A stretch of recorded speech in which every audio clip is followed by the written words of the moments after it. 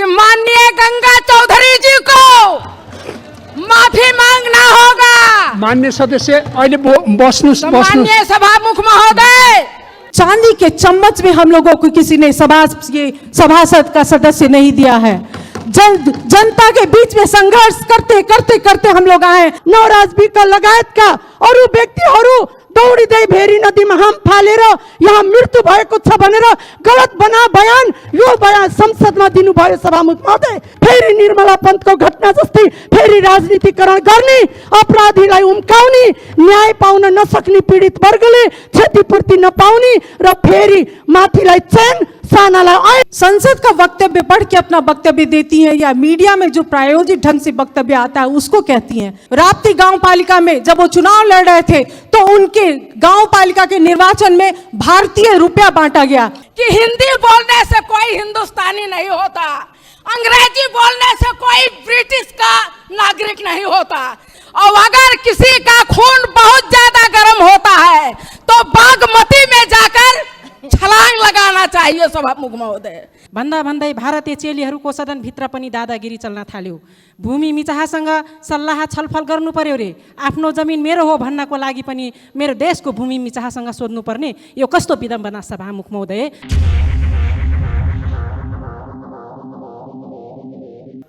माननीय श्री पुष्पा भुषाल गौतम, समय 5 मिनट।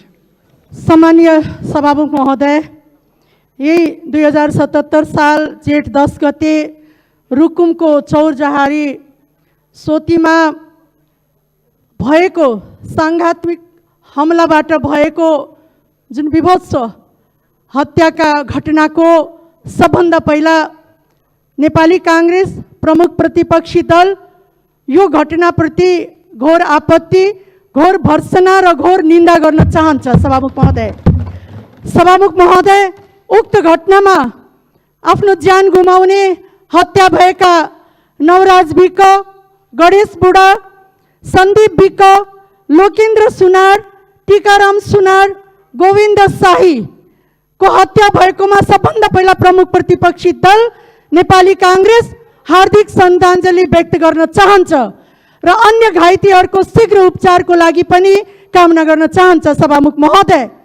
सभामुख महोदय, यही सदनमा, यही प्रतिनिधि सभामा सभामुख महोदय प्रमुख प्रतिपक्षी दल नेपाली कांग्रेसले पटक पटक सदन चल्दाखेरि यो विषयलाई जति गम्भीरतापूर्वक यो सदनमा उठाएको थियो, जति गम्भीरतापूर्वक यो घटनामा एउटा सर्वदलीय समिति, संसदीय समितिको गठन हुनु पर्दछ भनेर यही सदनमा प्रमुख प्रतिपक्षी दल नेपाली कांग्रेसले गम्भीरतापूर्वक माग राखेको थियो सभामुख महोदय। तर यही सदनमा बोल्दै गर्दाखेरि त्यो संसदीय समितिको गठन नभएको कारणले आज पुनः फेरि प्रमुख प्रतिपक्षी दललाई यो विषयमा बोल्नको लागि, यहाँ उठ्नको लागि यही सदनबाट, यही राज्यले हामीलाई यहाँ बाध्य गराएको छ सभामुख महोदय। सभामुख महोदय, आज हामीले बोल्नुपर्ने बाध्यताको सृजना भयो जब सुरुमा यो घटना घटेको थियो। रुकुममा यो घटना घट्ने बित्तिकै यही सदनमा हामीले माननीय गृहमन्त्रीज्यूबाट हामीले जानकारीको माग गर्यौं। यहाँ गृहमन्त्री, माननीय गृहमन्त्रीज्यूले जानकारी दिँदै गर्दाखेरि उहाँका अभिव्यक्तिहरू अत्यन्त शङ्कास्पद भए सभामुख महोदय।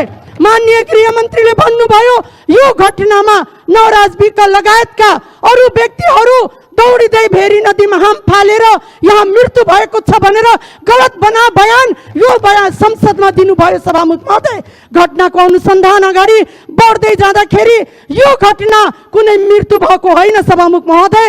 यो घटनामा सामूहिक ढङ्गबाट नरसंहार भएको छ सभामुख महोदय।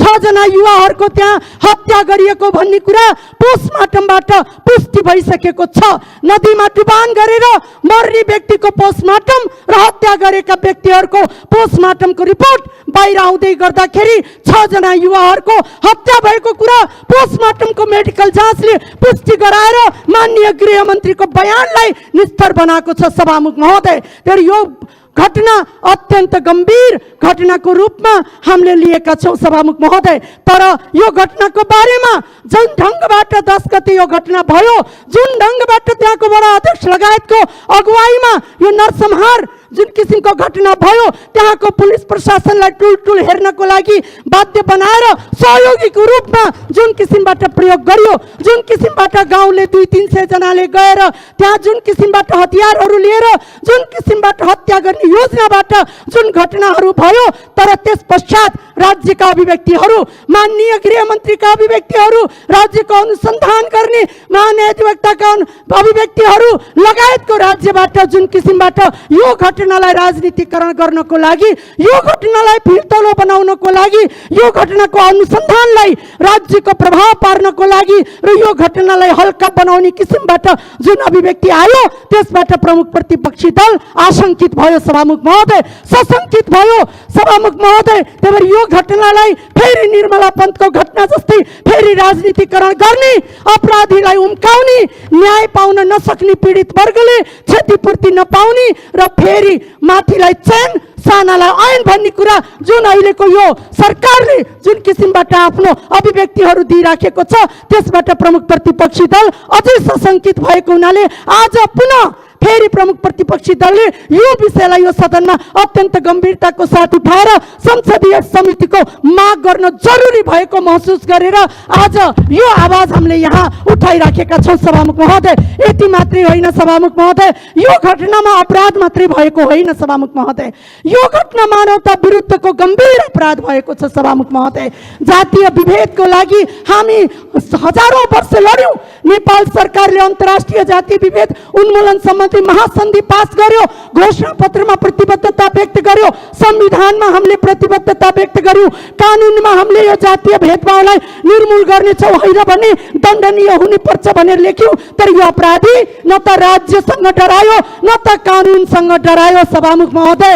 आज सारा नेपाली जनताको मन दुखेको छ। त्यति मात्रै होइन, जातीय विभेदको आधारमा जुन किसिमबाट दलित समुदायमाथिको 1/4 दलित समुदायको अस्मितामाथि जुन धावा बोलेको छ यो परिवर्तनकारी सरकारले, त्यसको धज्जी आज उडेको छ सभामुख महोदय। तर म निवेदन गर्न चाहन्छु, हामीले अन्तर्राष्ट्रिय अभिसन्धिहरू पास गरेका छौँ। युएनओमा हामी जातीय विभेदको उन्मूलनको महासन्धिको प्रतिवेदन पेश गर्दै जाँदाखेरि सभामुख महोदय यो घटनालाई कुन रूपबाट हामीले त्यहाँ लेख्नेछौँ, त्यो प्रतिवेदनमा कुन रूपबाट हामी मानव अधिकारका संरक्षक भनेर लेख्नेछौँ सभामुख महोदय। त्यही भएर म अनुरोध गर्न चाहन्छु सभामुख महोदय, यो विषयले अन्तर्राष्ट्रिय अभिसन्धिहरू, घोषणा पत्रहरू, हाम्रो संविधान, हाम्रो कानुनको धज्जी उडाएको हुनाले अहिले हामी बाहिरबाट राज्यले जुन छानबिन गरिराखेका छौँ भनेर गृह मन्त्रालयले यहाँ जानकारी दियो, संसदलाई त्यसमा विश्वास छैन।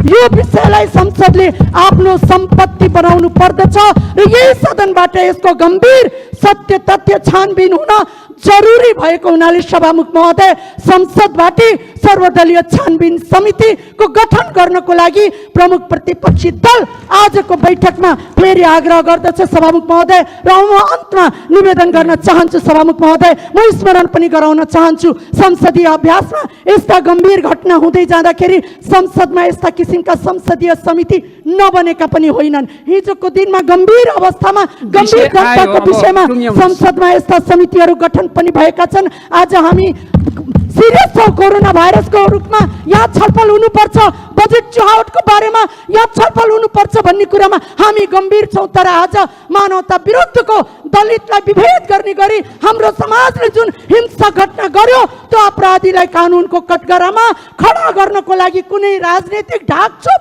हामीलाई स्वीकार छैन।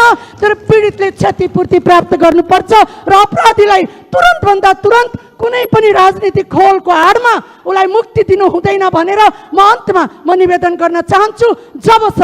जबसम्म सम्मानीय सभामुख महोदय यो संसदले यो विषयलाई सर्वदलीय संसदीय समितिको गठन हुँदैन भनेर जबसम्म त्यो कुरा यहाँमा आश्वस्त हुँदैनौ, जबसम्म समिति गठन हुँदैन तबसम्म हामीलाई थाहा छ अहिलेको महत्त्वपूर्ण समय भए तापनि यो विषय त्योभन्दा पनि अझै महत्त्वपूर्ण विषय भएको हुनाले, यो मानवता र मानव अधिकारसँग जोडिएको विषय भएको हुनाले, यो विभेद र असमानतासँग जोडिएको विषय भएको हुनाले जबसम्म सर्वदलीय संसदीय समितिको गठन हुँदैन हामी यो सदनलाई अगाडि बढाउनको लागि प्रमुख प्रतिपक्षी दलले सहयोग गर्न सक्दैन।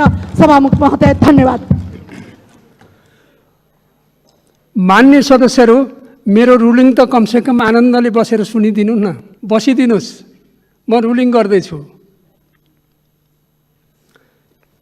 मान्य सदस्यहरू, रुकुम पश्चिम जिल्लाको चौरझारी नगरपालिका 8 स्थित सोतीमा मिति 2077 साल जेठ 10 गते घटेको घटनाका सम्बन्धमा अघिल्ला बैठकहरूमा पनि कुरा उठेको र आजको बैठकमा पनि मान्य श्री पुष्पा भुसाल गौतमले कुरा उठाउनु भएको छ। यसैले यी विषयहरूलाई सम्बोधन गर्न उक्त घटनाको आवश्यक अध्ययन तथा अनुगमन गरी सभामा प्रतिवेदन पेश गर्न, प्रतिनिधि सभामा प्रतिनिधित्व गर्ने दलहरूसँग आवश्यक छलफल पश्चात प्रतिनिधि सभा नियमावली 2075 को नियम 177 बमोजिम संसदीय विशेष समिति गठन गरिने बेहोरा मान्य सदस्यहरूलाई जानकारी गराउँदछु।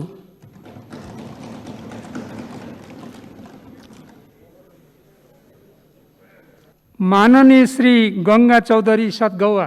सम्माननीय सभामुख महोदय, अनुदानसँग जमिन, स्वाभिमान र राष्ट्रियता कदापि साट्न मिल्दैन। सीमा विवाद नेपालमाथि भारतको दादागिरी नमिचिएको ठाउँ छैन, नहपिएको गाउँ छैन। भन्दा भन्दै भारतीय चेलीहरूको सदनभित्र पनि दादागिरी चल्न थाल्यो। भूमि मिचाहासँग सल्लाह छलफल गर्नु पर्यो रे। आफ्नो जमिन मेरो हो भन्नको लागि पनि मेरो देशको भूमि मिचाहासँग सोध्नुपर्ने, यो कस्तो विडम्बना सभामुख महोदय।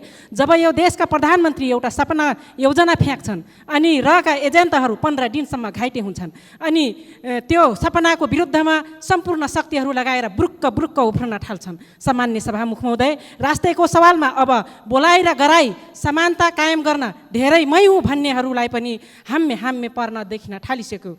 मन र विचार अशुद्ध हुनेको मन्तव्य, अन्तर्वार्ता र लेखका अंशबाट पनि आम जनताले समेत स्पष्ट रूपमा पहिचान गर्न थालिसके। विगतमा नक्कली राष्ट्रवादको खोल ओढ्नेहरूको मुकुण्ड पनि तिनलाई खडा गर्ने र उचाल्नेहरूबाट नै पर्दाफास हुनेछ। यसपछि समय माग गर्नुभएको छ। मान्य श्री सरिता गिरी, समय 3 मिनट। सम्माननीय सभामुख महोदय, ज्येष्ठ 19 के दिन मैं संसद में अनुपस्थित थी। मेरी अनुपस्थिति में वहाँ पे हमारे इस संसद के एक माननीय जी ने जो मंतव्य दिया उसको घृणा का मंतव्य कहा जाता है, अंग्रेजी में उसको हेट स्पीच कहा जाता है सभामुख महोदय, क्योंकि उन्होंने रगत उमलने की बात कही। उन्होंने अपने मेरे पद का मर्यादा नहीं होता तो मैं भौतिक रूप से भी आक्रमण कर सकती थी, ये बात कही। और भारतीय चेली नेपाल के संसद में आके दादागिरी करती है, ऐसी बात कही। सभामुख महोदय, मैं वैसी भाषा प्रयोग नहीं करूंगी, मैं प्रेम से अपनी बात कहूंगी सभामुख महोदय। और मैं बहुत प्रेम और सद्भाव और आग्रह के साथ ये कहना चाहती हूँ कि इस मंतव्य को रिकॉर्ड किया जाए और नेपाल के कानून के अनुसार यह हेट स्पीच कानूनी कार्रवाई के लिए पर्याप्त होता है। और मैं सरकार का ध्यान आकर्षण कराती हूँ, गृह मंत्रालय का ध्यान आकर्षण कराती हूँ कि इसको रिकॉर्ड में लेके और कानूनी प्रक्रिया को आगे बढ़ाया जाए। मैं दूसरी बात कहती हूँ सभामुख महोदय कि पूरे संसद पे की मर्यादा पे और उसके सार्वभौम सत्ता पे आक्रमण हुआ है, इसलिए ऐसे हेट स्पीच को संसद के रिकॉर्ड से हटाया जाए। जब तक ये संसद का रिकॉर्ड पे बना रहेगा, इस देश में विभाजन की दरार वहीं से शुरू होगी। क्योंकि यहाँ पर अगर ये संसद के सार्वभौम सत्ता पे, संसद में ही जासूस कहने की बात की जाती है, संसद में दादागिरी चलाने की बात की जाती है, सभामुख महोदय, ये सिर्फ किसी माननीय पे नहीं, ये पूरे संसद पे आक्रमण है। सभामुख महोदय, मैं क्षमा चाहती हूँ कि हमारे माननीय जी भी संसद का वक्तव्य पढ़ के अपना वक्तव्य देती हैं या मीडिया में जो प्रायोजित ढंग से वक्तव्य आता है उसको कहती हैं। मैंने कहा है भारत और चीन दोनों देश के साथ संवाद करके बात आगे बढ़ाई जाए। और थोड़ी देर के बाद मीडिया ने भारतलाई नसोधिकन नक्शा बनाउने ये कहा कि प्रायोजित किया। उन्होंने भी उसी मंतव्य को पढ़ा है, सुना है और उसके बाद अपनी धारणा व्यक्त करती हैं। कम से कम हम लोग सभासद लोग जब बोलते हैं तो वस्तुगत तथ्य और प्रमाण के आधार पे बोलें। जब बाहर के जनता की हल्ला होती है, उसी के हल्ला में हम लोग जाएंगे तो हम लोग देश का नेतृत्व कैसे करेंगे।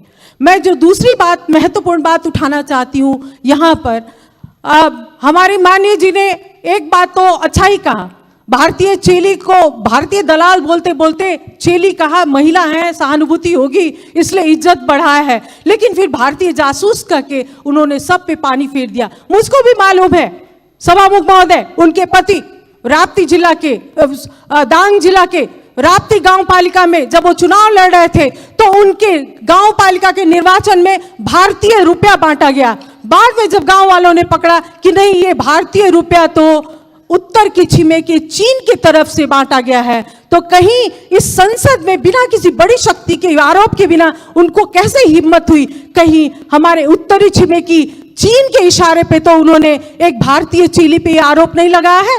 भारतीय चेली ऐसे नहीं आई है सभामुख महोदय, नेपाल के कानून के अनुसार आई। और मैं एक बार और कहती हूँ, मैं नेकपा पार्टी के संसदीय दल के नेता और नेकपा पार्टी के अध्यक्ष और नेतागण से कहती हूँ, मैं महत्वपूर्ण बात कहने जा रही हूँ सभामुख महोदय। इतिहास की जानकारी नहीं है तो इतिहास की जानकारी हमसे लें। अपने नेताओं और कार्यकर्ताओं को ठीक से प्रशिक्षित करें। हिंदी का नेपाल में क्या स्थान है और हिंदी का यहाँ पे क्या संबंध है वो उनको बताएं, ताकि उनका रगत नहीं उबले। रगत, बुद्ध के संतान का रगत नहीं उमलना चाहिए सभामुख महोदय। और रगत तो बहुत का उमलता है। जब मधेसी को भारतीय और भारतीय को मधेसी बनाया जाता है तो बहुत लोगों का खून उबलता है, लेकिन हम लोग ऐसे ही चांदी के चम्मच में हम लोगों को किसी ने सभासद का सदस्य नहीं दिया है। जनता के बीच में संघर्ष करते करते करते हम लोग आए। और अंत में एक बात और मैं कहूंगी, नागरिकता के विषय में उन्होंने कहा है कि हम लोग क्यों राष्ट्रपति होंगे। हम लोग समय मैं एकदम खत्म कर रही हूँ, महत्वपूर्ण बात है। तो मैं भी ये चुनौती देती हूँ, मैं चुनौती देती हूँ कि 2072 साल के संविधान बनाने वक्त में जब मधेसी सड़क पे थे तो उन्होंने आर्टिकल 279 लाके हमारे हाथ और पैर में जंजीर बांधी है।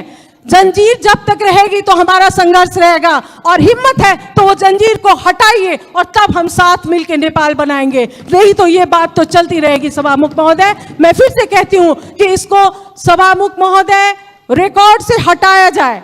मैं ये मांग करती हूँ, जब तक इसके बारे में ये घृणा का स्पीच इसको रिकॉर्ड से नहीं हटाया जाएगा, मैं क्षमा चाहती हूँ। हम लोग संसद को ठीक से सुचारू रूप से आगे बढ़ने में देने में असमर्थ हैं सभामुख महोदय।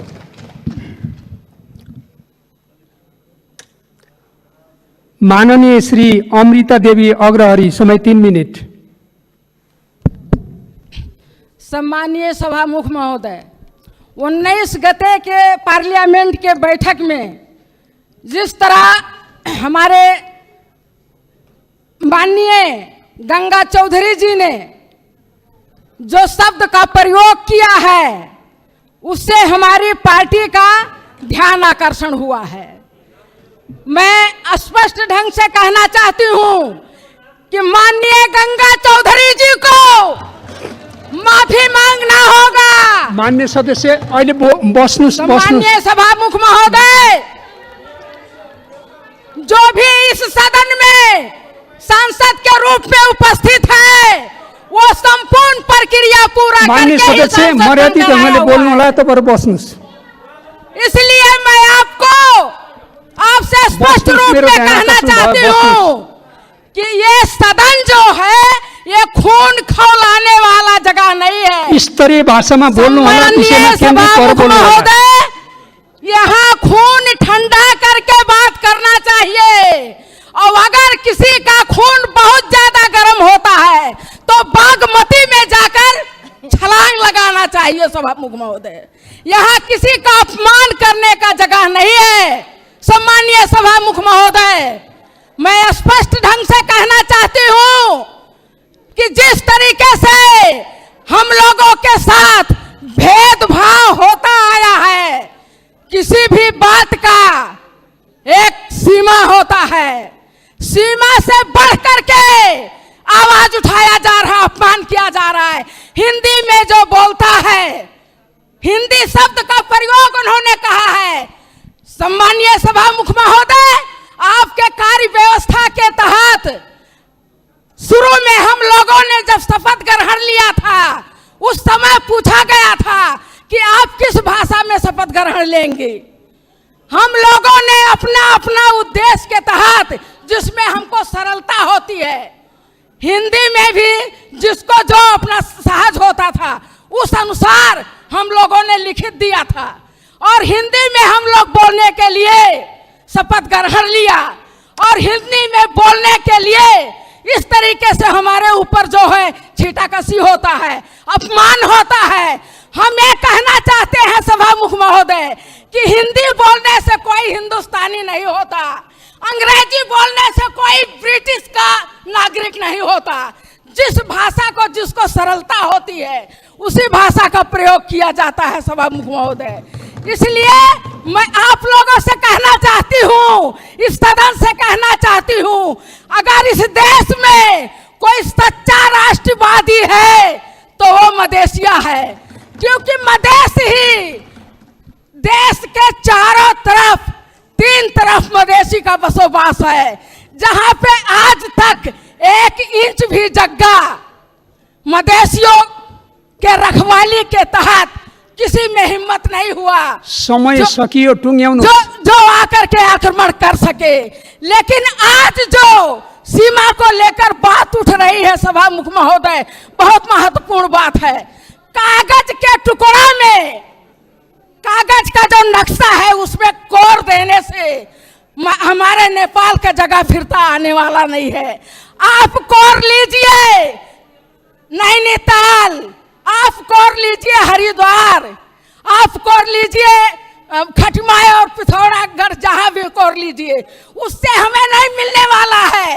और भारत के लोग भी अपने नक्शा में काठमांडू और पोखरा अपने नक्शा में कोर लें, उससे भारत को भी नहीं मिलने वाला है। यदि जाने अनजाने में पहाड़ी शासकों ने जगह को बेचा है तो उसको वार्ता के टेबल के माध्यम से हमें वापस लाना चाहिए सभामुख महोदय। जगह बेच करके और नौटंकी करने से जगह वापस नहीं आता है। इसके लिए कूटनीतिक वार्ता के टेबल पे बैठिए और जगह को वापस लाइए। और यदि ऐसा नहीं कर सकते हैं इस देश के शासक लोग, तो कुर्सी से राजीनामा दे, कुर्सी छोड़ दे, मदेशिया उस कुर्सी पे बैठ करके और देश को वापस लाएगा। यदि वाकई हमारे देश के भूभाग आक्रमण हुआ है तो मैं इतना ही कह करके आप लोगों के समक्ष एक शब्द और कह देना चाहती हूँ। नागरिकता के विषय में भी हमारे माननीय जी ने आवाज उठाया कि एक सांसद के पास 2 नागरिकता है। मैं कहती हूँ वो नागरिक